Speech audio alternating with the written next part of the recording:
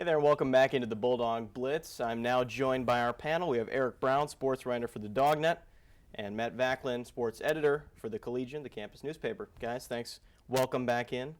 I know Thanks for having us. Tough circumstances on Sunday. After a good victory on Friday against UIC, they lost to Loyola, a stunner. Everybody at Hinkle Fieldhouse was shocked. Eric, how did they end up losing that game? Well, I really think that we just came out and we're kind of running through the motions. I don't know if our minds were in it, but you got to give Loyola a ton of credit. I mean, they had lost 6 straight games by double figures, and they came out and just played outstanding basketball. They out-hustled us on our own court, beat us in every aspect of the game, and they really just deserved to win that basketball game. I think there's no doubt we came out flat, and I think it gets back to Coach Brad Stevens always talks about how the Horizon League's a tough league. You have to prepare every night, and it is. At last check, it was number 11 in the RPI, so it's a tough league. And like Eric said, Loyola played extremely well, and it just shows that Butler has to show up every day. Well, and what's tough is that we're mid-major, so as soon as we lose a game, it's like losing 5 games in a major conference. Now we're down 22, 23 in the polls, depending on which one you look at. How does that loss and the Green Bay loss affect our chance in March Madness now? Well, one of the most important things I think for the team is to make sure to not focus on all the national hype and all the headlines. I mean, we're competing for a conference championship first and foremost. Yep. So we have to focus on the upcoming road trip in Milwaukee and not focus on the polls. But obviously a loss to a team like Loyola, who has struggled in the past, but obviously they're very capable, will hurt you. But we just need to forget about all of that and try to win this conference championship first and foremost. I agree. It gets to a case of in conference play, losses are going to happen. The conference teams know you better than other teams, and nationally, it probably will hurt our perception. But really, I think it can also serve as a chance to refocus and just remember that you've got to show up every day. It doesn't hurt our conference championship chances. They can still go out and clinch, and that's what they've got to do. Now, when you look at the bench on Sunday, you see 2 players in street clothes, Avery Jukes and Sean Van Zant. And it looks like Avery's going to be out longer than Sean. But did the absence of those 2 players, Matt, really hurt the team on Sunday? I think it absolutely hurt the team. 2 key contributors off the bench. The one thing you lose with Jukes is you have to go with a smaller lineup if you take Howard out of the game, which Butler has played with before. But it's not something you want to do on a regular basis. And then in the case of Sean Van Zant, he's one of the best defenders, and all of a sudden you can't take Ron Norred off the floor now. So basically what you're looking at is someone like Zach Hahn can't come into the game, who's more of a shooter than a defender. Yeah, I definitely agree with that. Obviously, if Matt Howard gets in foul trouble, Jukes is our guy first off the bench coming in to play the 5, and we've had to have some guys play the 5, such as Garrett Butcher and Alex England. And they've done a great job, but it's just difficult to come in and play the 5 when you're undersized like that. So obviously, we're hoping to get them back as soon as possible. Now, the upcoming games, they're going to be tough this week. 2 road games, one at Milwaukee, one at Davidson down in North Carolina, the Bragg Buster game. Brad, I'm sure, is telling this team, even though it's on ESPN, it's a big game against Davidson, you got to focus on Milwaukee because that loss is going to hurt you a lot more than the Davidson one, right? Oh, definitely. Milwaukee's a great team. I mean, they've struggled a few games lately, but they're going to come out ready to play. I mean, we beat them 78-48 on our home court, so they're going to come out ready to get back at us. And they've got a couple great players. Tony Boyle's an outstanding shooter. We have to make sure to know where he's at all times on the court if we want to win this game. Yeah, the fact of the matter is it's a league game on the road. That's what takes precedent, especially if you're trying to win the league. And even though the Davidson game maybe nationally is big for us, it doesn't count in the league standings. So really you have to look at Milwaukee, and historically those games are always close when we play up there. So they're going to have to be ready. It's going to be a tough road trip, but it's a good chance to allow them to get their focus back and not dwell on this loss too much. Now, while the men's team struggled Sunday, the women's team in Chicago had a great road trip, winning both games. Now they still only have 2 losses in the Horizon League, a couple games back of Green Bay, who's a dominant force.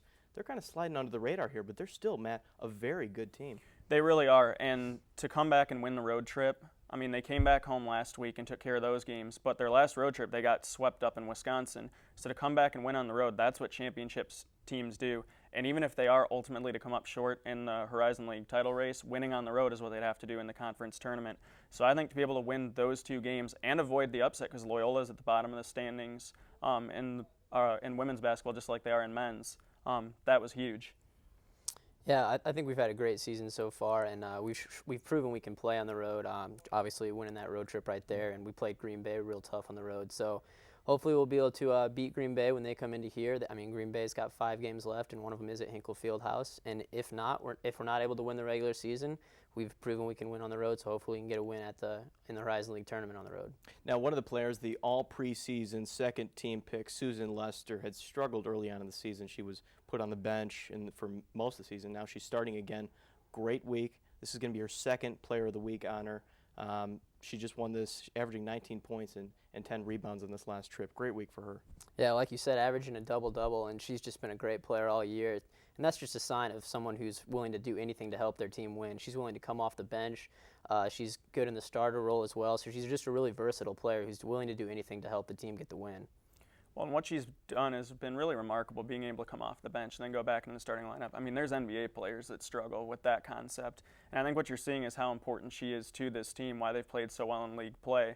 Because not only is she a great scorer, and she complements Liddea Conde both by being able to score inside and outside, but she's also someone who rebounds really well. So her presence on the floor is just better overall for that team. All right, quick prediction. Men's team, they've got 2 games. Women's team out at Valpo on Saturday.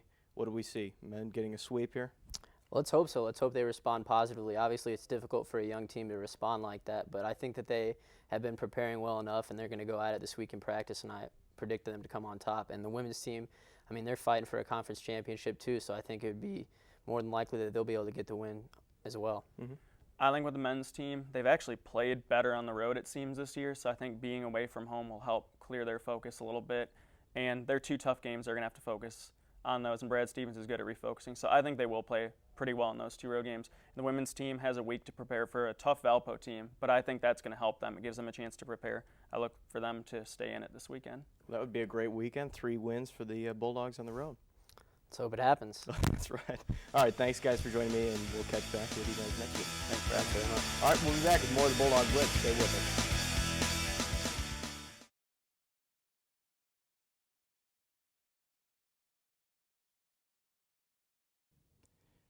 After a bad loss to DePaul on Friday, the women's tennis team had a much closer match against Murray State on Sunday, although the Bulldogs ultimately fell short, losing 4-3.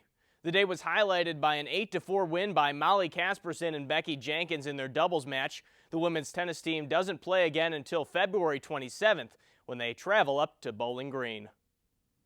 There's a new 5,000-meter indoor record here at Butler, and it belongs to Andy Baker.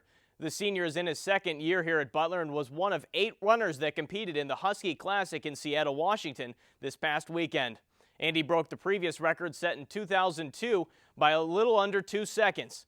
The 5,000-meter event is the longest event for indoor distance running.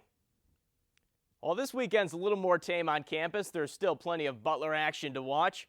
Saturday's a busy one. At 10 a.m., the men's tennis team takes on Tennessee Tech at the Bubble. And then you can head back home to watch the Bracket Buster game between Butler and Davidson on ESPN at noon. At 2:35, the women's basketball team tips off at Valpo. That game can be seen on the Horizon League Network. Then Sunday morning, the men's tennis team rounds out their weekend with a home match against Toledo that gets underway at 10.